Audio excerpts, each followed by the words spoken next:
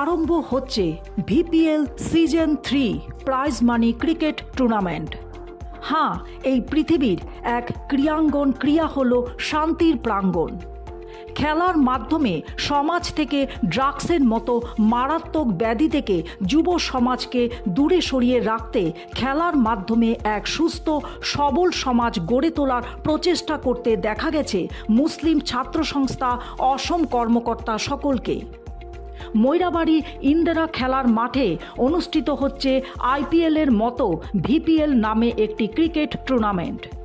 মুসলিম ছাত্র সংস্থা অসমের উদ্যোগে ভিক্টোরিয়া ক্লাবের সহযোগিতায় হাফিজ উদ্দিন মোরালের সৌজন্যে প্রাইজ মানি এই ক্রিকেট প্রতিযোগিতা।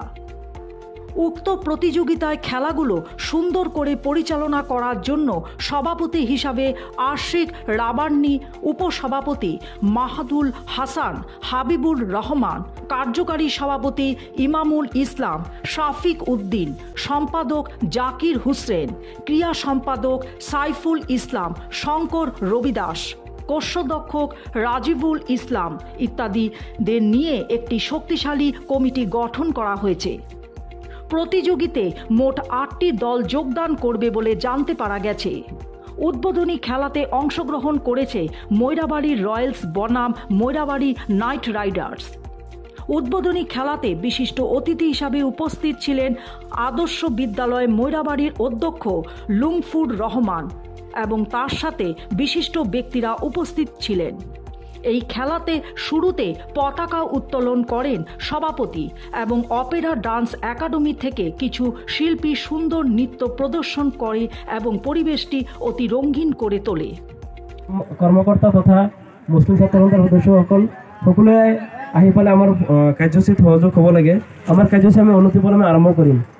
সেলিম পাঠান আপোনাক মঞ্চৰ ওচৰত বিচৰা হৈছে। আমাৰ কাৰ্যসূচী আমি আৰম্ভ কৰিম।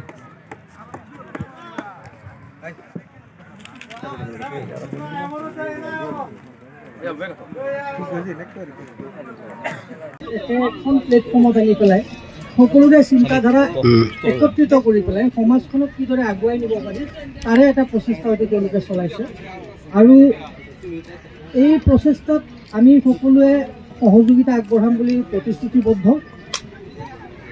দ্বিতীয়তে আজি যিদৰে এইখন খেলৰ আয়োজন কৰা হৈছে, মই ভাবোঁ আমাৰ এইখন সমাজত বিভিন্ন খেল ধেমালিৰ মাজেৰে আগবাঢ়ি যোৱা বহু এনে প্ৰতিভাৱান যুৱক যুৱতী আছে, যিসকলক আমি এনেধৰণৰ সুবিধা দিয়াটো খুবেই প্ৰয়োজনীয় হৈ পৰিছে। আজি আমাৰ সমাজত খেলপথাৰৰ তুলনাত বজাৰৰ সংখ্যা বেছি। আজি আমাৰ সমাজত যিমান ল'ৰা ছোৱালী আছে তেওঁলোকতে খেলপথাৰত বা খেলা ধূলাৰ যি ব্যৱস্থা থাকিব লাগে সেইখিনি নাই। গতিকে ভিক্টোৰিয়া ক্লাবক মই পুনৰবাৰ ধন্যবাদ জনাইছোঁ, অনুৰোধ জনাম তেওঁলোকে যেন এই খেলৰ পিছতেই এনেধৰণে সময়ে সময়ে বিভিন্ন ধৰণৰ খেল ধেমালি আয়োজন কৰি আমাৰ ল'ৰা ছোৱালীবিলাকক আগবাঢ়ি যাবলৈ সুবিধা দিয়ে। ইয়াৰ লগতে আজিৰ এই খেলখন সুচাৰুৰূপে পৰিচালনা কৰাৰ বাবে মই ভিক্টোৰিয়া ক্লাবক ধন্যবাদ জনাম। এইটো আশা কৰিম যে গোটেই খেলটো নিয়মানুৱৰ্তিতাৰ ভিতৰত থাকি যাতে ইয়াত কোনো ধৰণৰ বেমেজালি তেনেধৰণৰ সৃষ্টি নহয় তাৰ কথাটো ধ্যান ৰাখি এই খেলটো সুচাৰুৰূপে পৰিচালনা কৰি লৈ যায়। আৰু ইয়াত যদি আমাৰ ফালৰ পৰা কিবা সহায় সহযোগিতাৰ প্ৰয়োজন হয় আমি প্ৰতিশ্ৰুতিবদ্ধ যে আমি ইয়াতে তেওঁলোকৰ লগত শাৰী পাতি থিয় দিম।